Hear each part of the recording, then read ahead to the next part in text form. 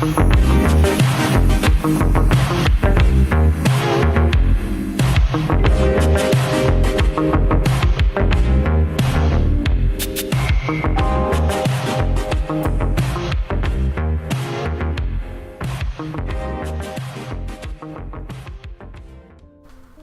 been having discussions with friends and on forums and on Reddit about Tifa Lockhart a bunch of times, and it just seems like a lot of people missed the point of her role. So I figured I'd just say my 2 cents and give you kind of an in-depth look at her motivations and why she's actually the love interest of Cloud and the true protagonist. People like to pin it on Aerith being the one Cloud was really in love with, but that's all kind of lost in not only translation but also just the localization of the story itself. There's a huge fan base for this character for all sorts of different reasons: physical features, fighting style, personality, maybe even just her limit break. What tends to get me though is that for as many people that have played and finished the game even multiple times, people don't seem to really understand the full gravity of her character. Hopefully I can help put Tifa into better perspective for some people today without deconstructing the game scene for scene. So I'll try to keep this as short as I can while explaining some of the factors that seem to get overlooked about her character altogether. Tifa isn't a character that can be easily pigeonholed into one archetype or position, but that tends to be what a lot of folks do with her, forgetting the layers of depth that went into her development as a character altogether. We all know Final Fantasy VII as a groundbreaking game, not only for being one of the first of the PlayStation era, but just the scope and scale delivered in 7 had never really been seen in the series before that. So why is it that so many people still peg characters like Tifa as extremely one-dimensional when it's clear that she was written as a character with not only human motivation but also an air of realism? Tifa happens to be one of the strongest female characters in gaming, period. And I'm not talking about combat prowess here either. From flashbacks to Nibelheim, we can see that she had been training in martial arts virtually since childhood. If you've never studied any martial art, keep in mind that the main principle of 99% of martial arts is self, spirit, and mind improvement, right? So there's an air of mental toughness to her that comes from not only her checkered past, but also her intense training. That toughness came from training that didn't take away from her empathy, nor did it remove her vulnerability.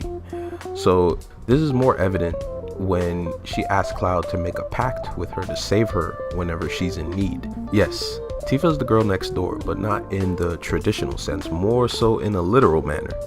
The relationship she has with Cloud is never one-sided. She relied on him to be a true friend, a love interest, and a hero, and he relied on her as a savior.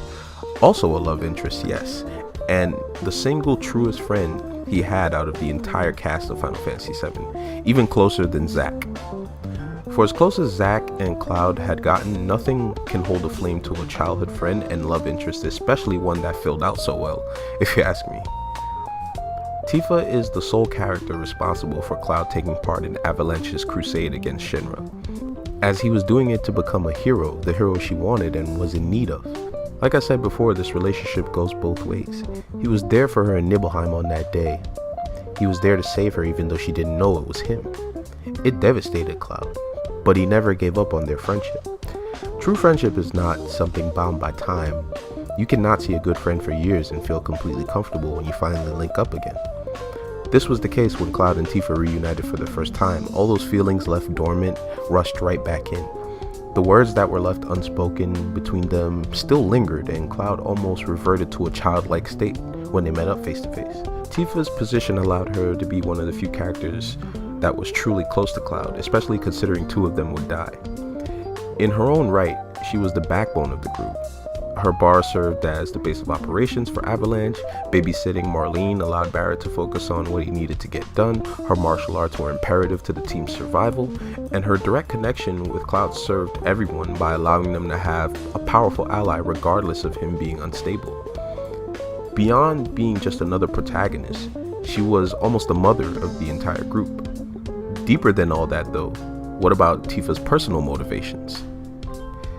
It's pretty clear that Tifa had a more comfortable childhood than Cloud did back in Nibelheim. She grew up much happier there. but Nibelheim plays a special role in a good deal of the main characters' lives in Final Fantasy VII's. Zack, Cloud, Sephiroth, and Tifa's lives were dramatically affected prior to and on that fateful day when she was almost fatally wounded. Tifa woke up with a new drive and determination to get as far away from Nibelheim as she could. The painful memories of not only what happened to her, but the town's massacre was too much to bear. She left along with other survivors to start a new life. Never to forget what happened, but to move on. There was nothing left for her there, just hollowed out buildings and ghosts of loved ones. She finds herself in Midgard rebuilding her life from the ashes. All sorts of people visit Seventh Heaven, and it just so happens to be the local hangout for an infamous terrorist group, a group outright against Shinra. This is a green light for Tifa, and a chance to directly have a hand at getting some revenge and reconciliation for what happened to her. You see, more than anything, more than helping her friends, more than saving the world, Tifa wanted to pay Shinra back for everything. This was beyond even a personal vendetta with Sephiroth. It's not until Cloud steps back into the picture that she returns her focus to things other than revenge. Her childhood friend was back. The boy that she wanted to see become a man was there again. No longer lost in the world, no longer a memory. So this leads back to them being love interests. While people would like to believe that Cloud and Aeris are the star-crossed lovers in Final Fantasy VII, it's just not true. Yes, Cloud had a thing for Aeris, but he was in love with Tifa.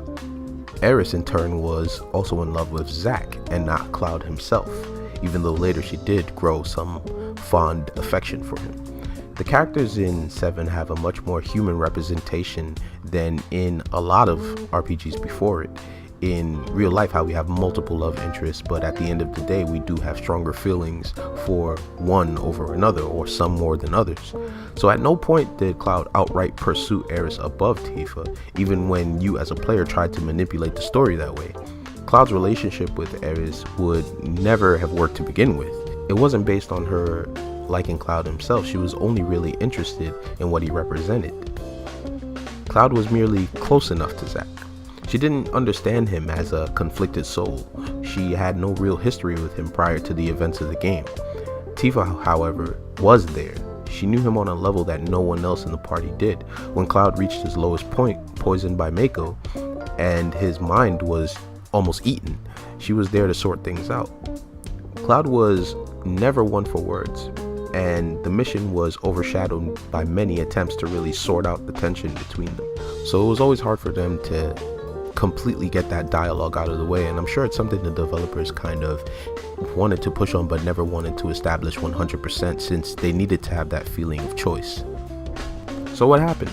How did they finally reconcile things? Well, look, if the world is about to end, then chances are you won't be able to stop it. There's no better time to put all your cards on the table. And that's exactly what happened. No subtlety, no hidden messages. We get this scene on the Highwind.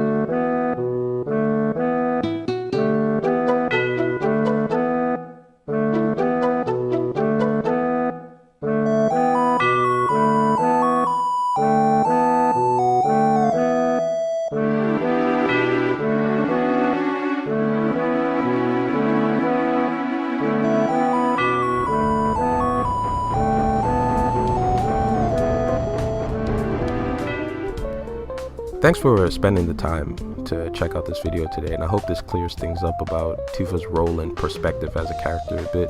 If you enjoyed the video, please like and subscribe, and expect more character driven pieces in a while. Probably not as long as this one, but definitely further down the pipeline. Guys, take care of yourselves and have a good day. See you later.